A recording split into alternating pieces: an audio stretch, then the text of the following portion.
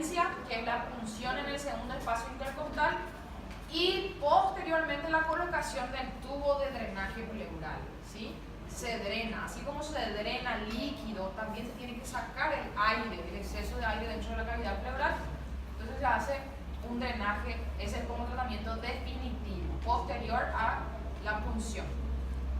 Y el hemotórax masivo, ¿sí? Fíjense como un hemitórax está totalmente velado, totalmente blanco. Ese tratamiento blanco es el derrame de sangre, que es el hemotórax, ¿sí? Y el tórax inestable, fíjense, fracturas contiguas, una al lado de otra en un mismo arco costal. Fíjense, por ejemplo, aquí el arco costal, donde las flechas señalan que hay varias fracturas, ¿verdad? Entonces, el tórax inestable, ¿qué pasa con eso? Se desconecta ese segmento del resto del tórax y se pierde la dinámica normal de la ventilación, ¿sí? El tórax inestable. Manejos, procedimientos básicos y avanzados. Lo básico, ya saben ustedes, es colocar oxígeno por lo menos al paciente. Ya lo avanzado sería intubar o realizar otro procedimiento para despejar la vía aérea, ¿sí? ¿Qué más? Esto cuando hablamos de hemorragia, signos duros y signos blandos, cuando sospechamos que hay lesión vascular, ¿sí? Signos duros y signos blandos. Esto era para recordar, según el miembro fracturado, la cantidad aproximada de sangre que se puede perder, según el trauma, en cada miembro. Y esto es lo que tenemos que hacer cuando hablamos de circulación. Cuando hablamos de restablecimiento de la circulación, hay que reponer las pérdidas, ¿verdad? Entonces, 2 vías venosas periféricas de gran calibre, infusión de cristaloides, ¿sí? Esto, fíjense bien en este cuadro después en sus casas, porque es un cuadro, clasificación del shock hipovolémico, ¿verdad? Que hacía referencia a la cantidad de sangre perdida y cuáles son los parámetros que se van alterando teniendo en cuenta la cantidad de sangre perdida, ¿verdad? Fíjense por el grado 4, por ejemplo, más de 2000 ml y qué es lo que se va alterando. Presten atención a este cuadro.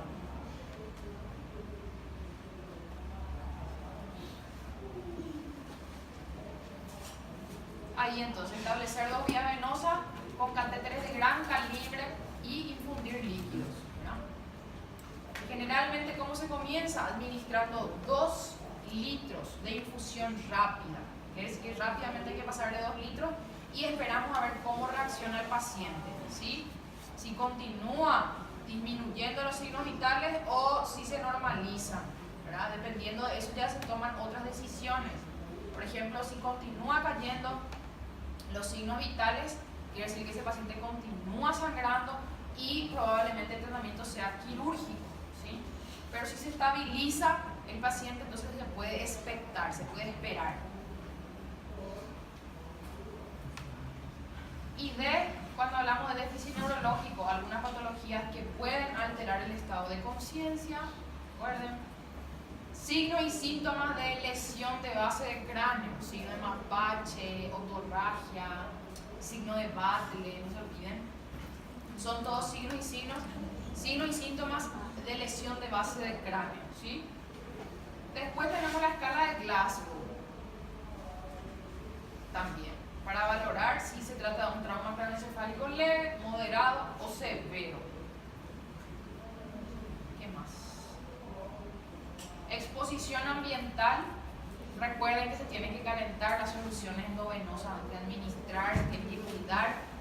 Por eso el E hace referencia a la exposición y control ambiental. Siempre cubrir al paciente con cobertores, mantener la sala templada, ¿sí?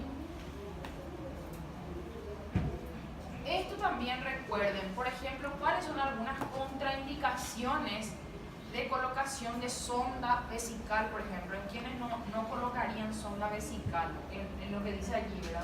Pacientes con sangre en el meato urinario, fracturas pélvicas, equimosis perineal o sangre en el escroto. En estos pacientes se evita la colocación de sonda porque puede producir otra lesión, ¿verdad? O lesionar más lo que ya está lesionado. Y también lo mismo para la sonda nasogástrica. La sonda tiene sus indicaciones, que son, por ejemplo, para evitar que el paciente broncoaspire o para evitar que se distienda el estómago, como también sus contraindicaciones. ¿Cuál era una contraindicación que dijimos nosotros? Eso, si existe sospecha de lesión de base de cráneo. Entonces, en ese caso, se puede poner una sonda, pero orogástrica, no nasogástrica, ¿sí?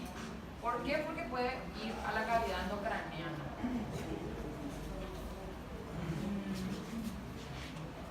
Recuerden que recién en la revisión secundaria, recién allí, nosotros podemos revisar al paciente de punta a punta, ¿sí? Buscando lesiones que no hayamos visto en la revisión primaria, recién en la secundaria, Y ahí recién analizamos nuestra historia clínica, anotamos cómo llegó el paciente, las circunstancias del accidente, cómo encontraron ustedes al paciente y lo que hicieron. Entonces la revisión completa, detallada, recién en la revisión secundaria. ¿Está bien? Y no se olviden también de esto que tiene que ser en la revisión secundaria, que son algunos datos importantes que ustedes tienen que recoger del paciente.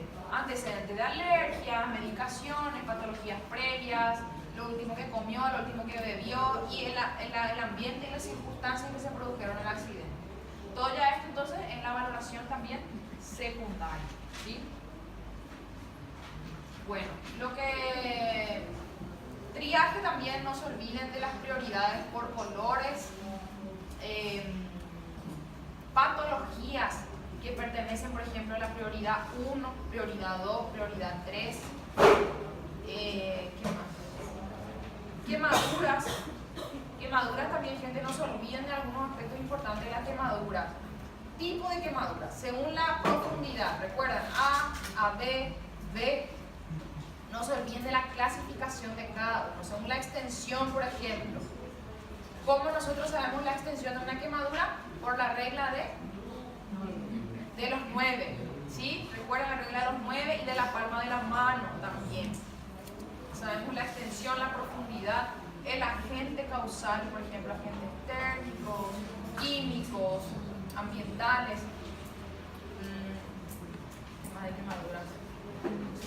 El aspecto. Cuando hablamos de tipo A, tipo AB, tipo B, recuerden siempre las características. Por ejemplo, el aspecto de la lesión, en quienes ya está alterada la sensibilidad, ya hay hipoestexia, ya hay analgesia, o sea, ya no siente nada el paciente. Esas cosas, esos puntos importantes vayan viendo también. ¿Y cuál era otra? Heridas, que en la clase de las compañeras estaba completita, ¿sí? No se olviden de la clasificación de las heridas. Penetrantes, perforantes, heridas cortantes, lacerantes, esa clasificación. No se olviden también de acuerdo al grado de contaminación. Recuerdan heridas limpias contaminadas. No, eran limpias, contaminadas y sucias, ¿sí? Entonces esa clasificación, no se olviden. Y la que va a entrar hoy sería la de derrame pleural, ¿sí? La que agregamos. Entonces ustedes ya tienen todo, el grupo ya tiene ya disponen de la clase de heridas, ¿verdad? Y ustedes también pasen al grupo. Entonces son dos los temas que entran, gente, dos los temas. Derrame pleural y heridas, el resto es lo que yo di, ¿está? Derrame pleural, entonces hoy tuvimos un repaso, ya luego, preexamen, los que prestaron atención, ya se van a dar cuenta, porque la definición, quiero que sepan la definición, las causas frecuentes que dijeron los compañeros, que pueden ser infecciosas, pueden ser causas sistémicas, ¿verdad? Insuficiencia cardíaca, síndrome nefrótico, cirrosis, son considerados derrame de tipo trasudado, ¿verdad? Entonces no se olviden, enfermedades sistémicas generalmente son trasudados y las infecciosas son exudados, ¿verdad? ¿Qué más? Signos y síntomas, por ejemplo, cómo se presenta el paciente con derrame pleural, dificultad para respirar, puede haber dolor torácico, por ejemplo, a la percusión, lo que vimos, va a haber matidez, disminución del murmullo vesicular, son pequeñas cositas que tiene que tener en cuenta en el examen físico. Y el procedimiento, ¿cuál es el procedimiento en este caso? La toracocentesis, ¿sí?